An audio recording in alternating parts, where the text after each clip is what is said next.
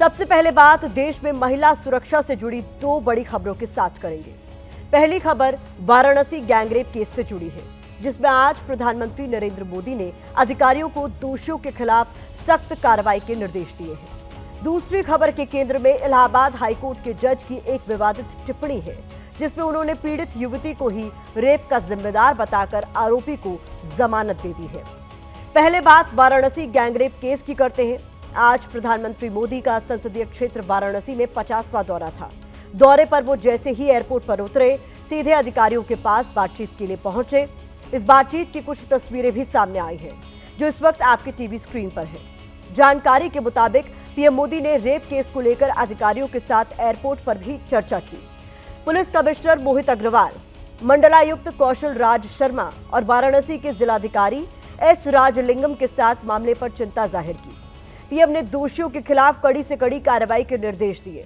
हमारे सहयोगी बलराम पांडे ने जो जानकारी हमारे साथ शेयर की है, उसके मुताबिक पीएम मोदी ने अधिकारियों से कहा है कि वाराणसी सिर्फ एक धार्मिक और सांस्कृतिक नगरी ही नहीं है, बल्कि देश की आत्मा है। यहाँ की सुरक्षा व्यवस्था चाक चौबंद रहनी चाहिए, ताकि यहाँ आने वाले श्रद्धालु, पर्यटक और स्थानीय लोग खुद को पूरी तरह सुरक्षित महसूस करें। दरअसल वाराणसी में 19 साल की युवती के साथ रेप की वारदात हुई है। 6 दिनों तक दरिंदगी को अंजाम दिया गया है। दुष्कर्म की इस वारदात को करीब 14 दिन हो चुके हैं। ये पूरा मामला क्या है, पहले आपको वो बताते हैं। इसके बाद इलाहाबाद हाईकोर्ट के जज की उस टिप्पणी का विश्लेषण करेंगे, जिसने महिला अपराध के मामलों में न्यायपालिका की प्रक्रिया पर ही सवाल खड़े कर दिए हैं।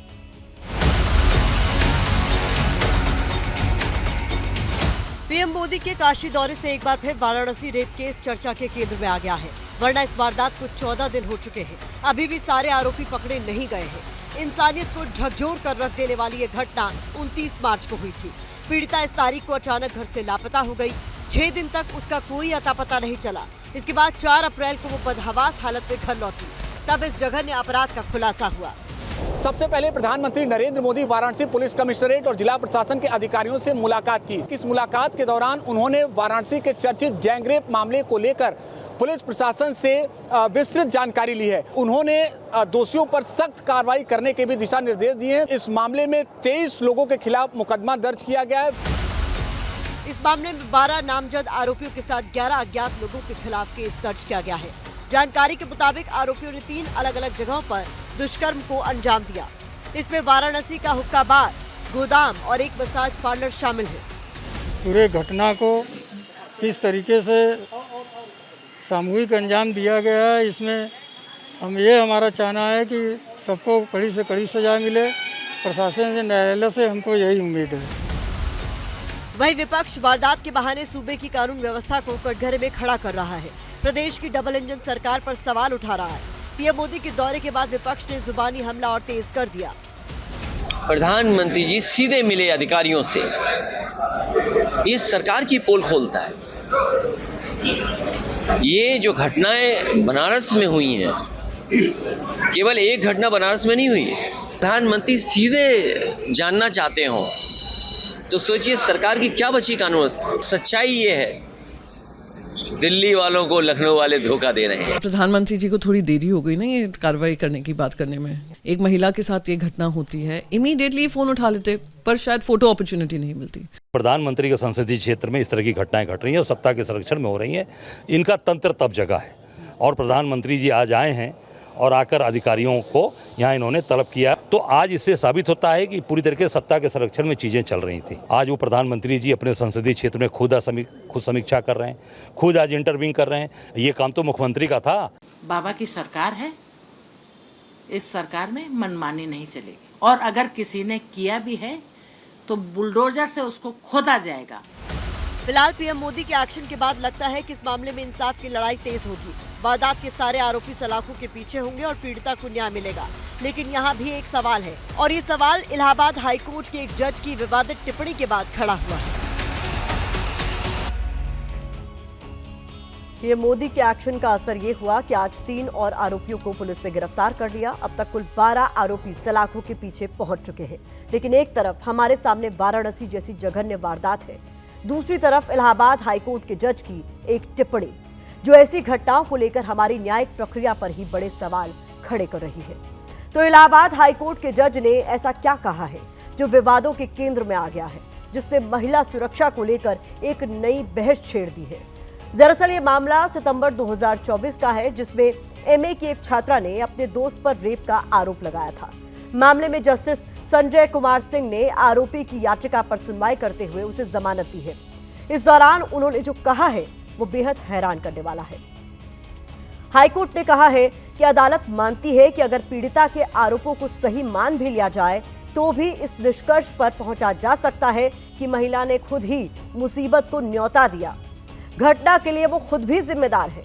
महिला ने अपने बयान में भी कुछ यही बातें कही हैं। उनकी मेडिकल जांच में भी डॉक्टर ने यौन हमले को लेकर कोई बात नहीं रखी।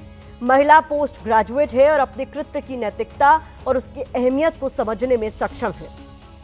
सारे तथ्य और परिस्थितियों को ध्यान में रखते हुए, साथ ही अपराध की प्रकृति, सबूत, दोनों पक्षों के बयान को ध्यान में रखते हुए याचिकाकर्ता को जमानत पाने का हक है, लिहाजा जमानत की अनुमति दी जाती है। ये टिप्पणी इलाहाबाद हाईकोर्ट के जस्टिस संजय कुमार सिंह की तरफ से की गई है। यहाँ एक बार संजय कुमार सिंह के बायोडेटा पर भी नजर डालना जरूरी है। जस्टिस संजय कुमार सिंह ने साल 1992 में कानपुर के दयानंद कॉलेज ऑफ लॉ से कानून की डिग्री हासिल की। साल 1993 में यूपी के बार काउंसिल में एडवोकेट के तौर पर शामिल हुए। 22 नवंबर 2018 को उन्हें इलाहाबाद हाईकोर्ट का एडिशनल जज नियुक्त किया गया और 20 नवंबर 2020 को उन्हें इलाहाबाद हाईकोर्ट का स्थायी जज नियुक्त किया गया। अब कोर्ट ने आरोपी को जमानत देने का आधार क्या बनाया है, उसके बारे में जानने के लिए इस केस की परतें खोलना जरूरी है। दरअसल सितंबर 2024 में छात्रा अपनी 3 दोस्तों के साथ दिल्ली के एक बार में गई थी। यहां उनकी मुलाकात जान पहचान के कुछ युवकों से हुई, जिनमें आरोपी भी शामिल था। छात्रा ने पुलिस में दर्ज शिकायत में बताया है कि वो शराब के नशे में थी। आरोपी उस समय भी उसके करीब आ रहा था। वो सुबह 3 बजे तक बार में थे और आरोपी बार बार छात्रा से उसके साथ चलने के लिए कहता रहा। इसके बाद छात्रा आरोपी के घर जाने को तैयार हो गई, लेकिन वो उसे अपने घर नोएडा ले जाने के बजाय एक रिश्तेदार के फ्लैट पर ले गया। आरोपी ने यहां छात्रा के साथ दुष्कर्म किया। छात्रा की शिकायत पर दिसंबर 2024 को आरोपी को गिरफ्तार किया गया। आरोपी ने अपनी जमानत अर्जी में कहा कि महिला को उस वक्त सहारे की जरूरत थी। वो खुद ही उनके साथ चलने को तैयार हो गई। अभियुक्त ने रेप के आरोपों से इनकार करते हुए कहा कि दोनों के बीच यौन संबंध सहमति से बने। कोर्ट ने आरोपी के तथ्यों को सही माना और उसे जमानत दे दी।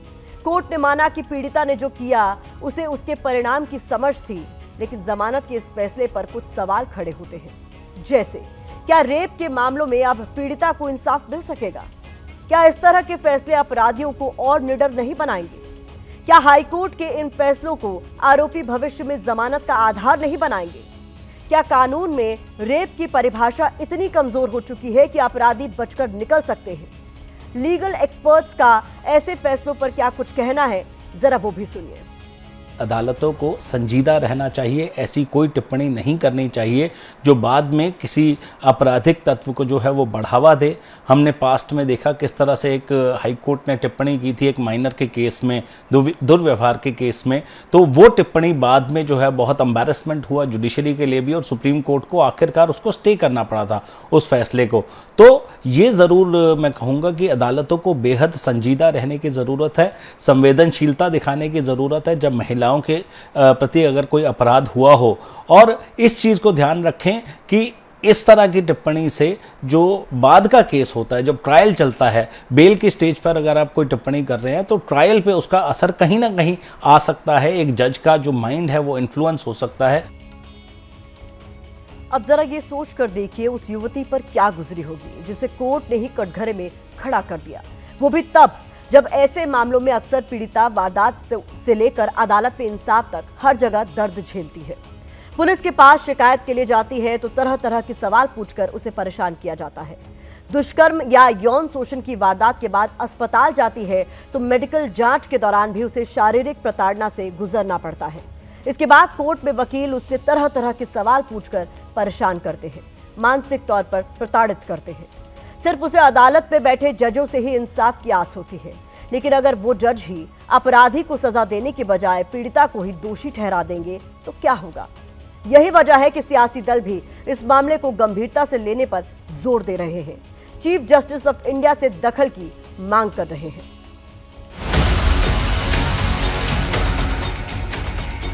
इलाहाबाद हाई कोर्ट में किसी तरीके की सेंसिटिविटी लाना जरूरी है कि क्योंकि जो जजेस हैं क्लियरली मिसोजिनिस्टिक हैं। जो महिलाओं की इतनी सालों की लड़ाई है, न्याय की लड़ाई है, उसको खत्म करने की तरफ आगे बढ़ रहे हैं। कि हो सकता है उस महिला को नशा धोखे में दे दिया गया हो। भाई किसी ने चाय पिलाई, चाय में नशा दे दिया, धोखा भी तो हो सकता है। आप एक जांच करके देखिए, हो सकता है उसके साथ धोखा हुआ। हर चीज के पहलुओं पे जाना चाहिए। महिलाओं के मुद्दे जो है बहुत संवेदनशील होते हैं, चाहे वो राजनेता हो, चाहे वो न्यायालय हो, चाहे वो आम आदमी हो, सभी को इन मुद्दों पर बड़ी संवेदनशीलता से बात करनी चाहिए। अगर इन मुद्दों को आप सही तरीके से नहीं उठाएंगे तो महिलाएं भी डरी सहमी रहेंगी कि हम अपने कंप्लेंट्स लेकर जाएं किधर, अगर न्याय नहीं मिलेगी।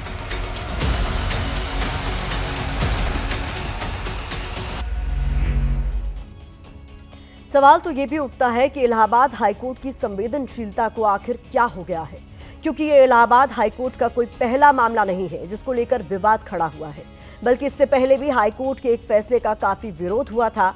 इसमें जस्टिस राम मनोहर नारायण मिश्रा ने कहा था कि पीड़िता के प्राइवेट पार्ट को छूना और पायजामे की डोरी तोड़ने को रेप या रेप की कोशिश के मामले में नहीं गिना जा सकता। ये अपने आप में बलात्कार की कोशिश का मामला नहीं लगता।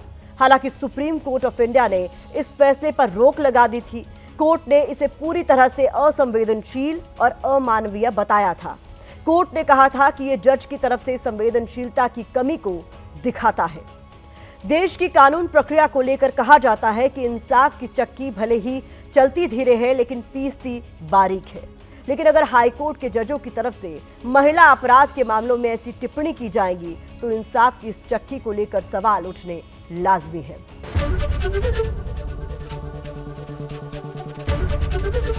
एबीपी गंगा, खबर आपकी, जुबान आपकी।